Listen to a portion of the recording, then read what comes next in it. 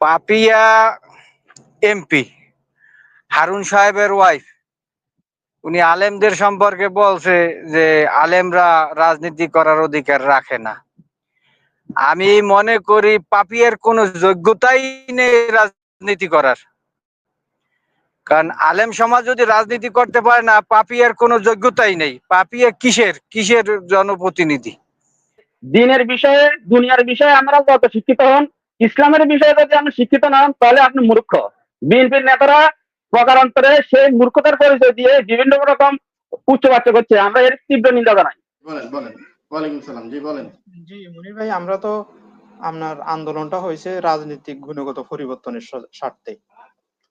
আমি দেশে গেছিলাম, আমি দেখলাম দেন বিএনপির যারা মাঠ পর্যায়ের নেতা বর্তমানে তৈরি হয়েছেন, তারা আমার বন্ধু অনেকে রড সিমেন্টের দোকান আছে, বড় ব্যবসা আছে, তারা একজন ভিখারিকে 5 টাকা ভিক্ষা দিতে কষ্ট লাগে। আমার চোখে দেখা একজন ভিখারিকে 5 টাকা ভিক্ষা দিতে পারে না। কিন্তু দেখলাম যে বিভিন্ন আপনার মিটিং এ যাইয়া তারা আইসা বলে যে আমরা 20,000 টাকা আজকে খরচ করছি, পোলাপানদেরকে চা খাওয়াইছি, নাস্তা খাওয়াইছি। তাহলে সে তো টাকাগুলো ইনভেস্ট করতেছে। তাহলে আমরা এই যে আবার ক্ষমতা আসার পরে টাকাগুলো উঠাবে না, ডাবল রিডাবল ট্রিপল এগুলো তো করবে না, এটা তো আমি নিশ্চয়তা পাইতেছি না। তো ইন্ডিয়াতে কংগ্রেস যখন ক্ষমতা আসলো তখন সোনিয়া গান্ধী কিন্তু প্রধানমন্ত্রী হন নাই, ডক্টর মনমোহন সিং কে প্রধানমন্ত্রী বানাইছেন। তো আমরা কি যদি যে কোনো দল যদি ক্ষমতা আসে, তাহলে আমরা কি প্রফেসর ডক্টর ইউনূস স্যারকে কি প্রধানমন্ত্রী বানাতে পারি না দেশের স্বার্থে? আমি এখানে যারা আছেন আমি ওনাদের কাছে প্রশ্নটা রাখতে চাই, যে কোনো দল ক্ষমতা আসুক কিন্তু মাননীয় প্রধান উপদেষ্টাকে প্রধানমন্ত্রী বানানো যায় কিনা, এরকম পরিকল্পনা করা যায় কিনা? আপনাদের কাছে ধন্যবাদ। এটা প্রশ্ন। ধন্যবাদ। আব্দুল হাকিম কোন প্রশ্ন থাকলে আনমিউট করেন, আনমিউট করে বলেন। ক্যামেরাটা অন করতে হবে। আব্দুল হাকিম শুনতে পাচ্ছি না। আজিজুল হক সাহেব বলেন। আসসালামু আলাইকুম ওয়া রাহমাতুল্লাহি ওয়া বারাকাতুহু। দীর্ঘদিন স্বৈরা শাসক বাংলাদেশ থেকে যাওয়ার পরে দীর্ঘদিন আপনার এই ইউটিউব চ্যানেলে আপনার সব বিভিন্ন পেজে আমি যোগদান করি, দেখি। তো আমার যেটা মনে হয়েছে দীর্ঘ এই কয়েক মাসের অভিজ্ঞতা থেকে, আসলে আওয়ামী লীগ যেটা চায় আর ভারত যেটা চায় সেটা আমাদের দেশের জনগণের মধ্যে এই ধারণাটাকে তারা ঢুকিয়ে দিয়েছে। ভারত পার্শ্ববর্তী দেশ এবং অত্যন্ত কূটনীতিবিদ হিসেবে তারা বাংলাদেশের মানুষের পারসেপশন তাদের জানা আছে। ভারত যে কথা বলতেছে, যে কাজ করতেছে, আওয়ামী লীগ যেটা করতেছে, তারা চাচ্ছে যে ইউনূস সরকারের দেশে থাক, এটা তারা তৈরি করতেছে। আর তারা বিএনপির সাথে সুর মিলাইতেছে, সবই তাদের এটা কূটকৌশল।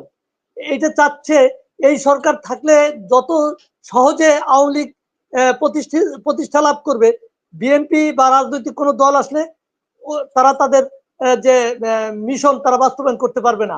আমি মনে করি যে খুব যৌক্তিক সময়ের মধ্যে নির্বাচন দিয়ে তারপর যারা এদেশের জনগণ ভোট দিয়ে যাদেরকে নির্বাচিত করেন তারা দেশে ক্ষমতায় থাকবে, আর ভোটটা পরিচালনা করবেন এই ইন্টেরিয়াম গভর্নমেন্ট। এইটা আমি মনে করি। জি ধন্যবাদ আপনাকে। ইয়াসিন, এমডি ইয়াসিন সাহেব আনমিউট করেন, কোন প্রশ্ন থাকলে। জি আসসালামু আলাইকুম ওয়া রাহমাতুল্লাহ। মনির ভাই, আপনার মাধ্যমে এবং আমাদের সম্মানিত মেহমানদের মাধ্যমে ডক্টর ইউনূস স্যারের প্রশাসনকে দৃষ্টি আকর্ষণ করছি। ভারত উঠে পড়ে লেগেছে এবং আপনি বিষয়ের উপর কোনো প্রশ্ন বলেন ভাই, বিষয়ের উপর কোনো প্রশ্ন বলেন, বিষয়ের উপর কোনো প্রশ্ন বলেন, বিষয়ের উপর কোনো প্রশ্ন। আমার সংক্ষেপ প্রশ্ন বলতেছে যে আমাদের প্রধান উপদেষ্টা ডক্টর ইউনূস স্যারের নিরাপত্তা প্রটোকল যেন দ্রুত বাড়িয়ে দেওয়া হয়, এক, এবং প্রয়োজনীয় সংস্কার এবং আওয়ামী সন্ত্রাসীদের বিচার শেষ করে নির্বাচনটা দেওয়া হোক। ব্যাস, জাযাকাল্লাহ খাইর। জি ধন্যবাদ আপনাকে। ইব্রাহিম, এসএম ইব্রাহিম আনমিউট করেন, কোন প্রশ্ন থাকলে বলেন। মিউট আছে, আনমিউট করতে হবে। মাইক মিউট আছে, আনমিউট করেন। হ্যাঁ করছি। আসসালামু আলাইকুম সবাইকে, আমার সালাম। আসসালামু আলাইকুম।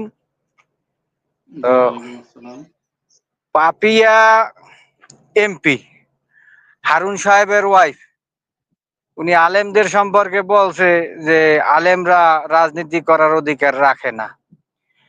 আমি মনে করি পাপিয়ার কোনো যোগ্যতাই নেই রাজনীতি করার, কারণ আলেম সমাজ যদি রাজনীতি করতে পারে না, পাপিয়ার কোনো যোগ্যতাই নেই। পাপিয়া কিসের কিসের জনপ্রতিনিধি? আলেমদের এরমের কটূক্তি করার অধিকার এটা কে দিয়েছে? এই হলো অবস্থা। নির্বাচন নির্বাচন নির্বাচন নির্বাচন এই সরকার থাকাটাই ভালো, কারণ বর্তমান যে পরিস্থিতি এতে এই সরকারই ভালো আছে।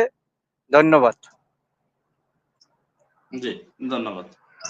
ধন্যবাদ আপনাকে। আব্দুল হাকিম, আব্দুল হাকিম আনমিউট করেন, কোনো প্রশ্ন থাকলে ক্যামেরাটা অন করেন, বলেন। সম্মানিত সঞ্চালক মনির ভাই এবং বিজ্ঞ আলোচক বৃন্দ, আসসালামু আলাইকুম। মনির ভাই, আজকের বিষয় জনগণ আগে আরো 5 বছর থাকুক এ সরকার এবং পাপিয়ার বক্তব্য।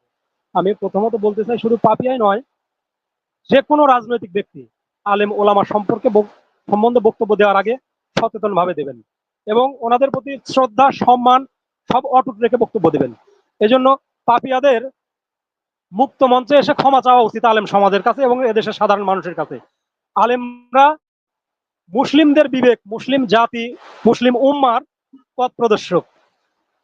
আমি এটা মনে করি ব্যক্তিগতভাবে, শুধু আমি নয়, গোটা মুসলিম উম্মা এটাই মনে করবে যে আলেমরা একটা মুসলিম উম্মার পথ প্রদর্শক। আর দ্বিতীয়ত, আরো 5 বছর থাকুক সে ব্যাপারে আমি একটু বলতে চাই মনির ভাই, তারপর একটা প্রশ্ন করতে চাই যে আরো 5 বছর থাকুক।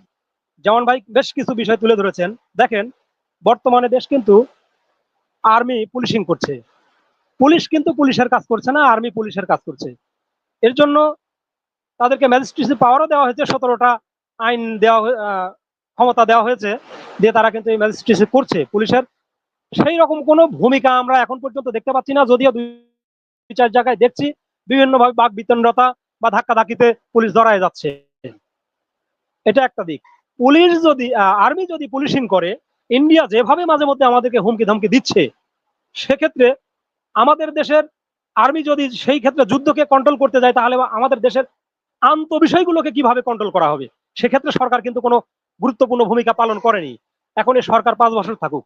আসলে একটা অন্তর্বর্তী সরকার তথা সরকারগুলো আসে অবাধ, সুষ্ঠু, নিরপেক্ষ একটা নির্বাচন উপহার দেওয়ার জন্য।